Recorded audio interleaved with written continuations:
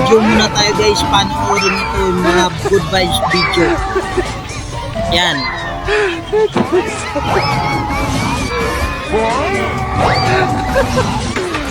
Ito yung video guys nga hindi ka mabuburing. Talagang mapapatawa ka dito.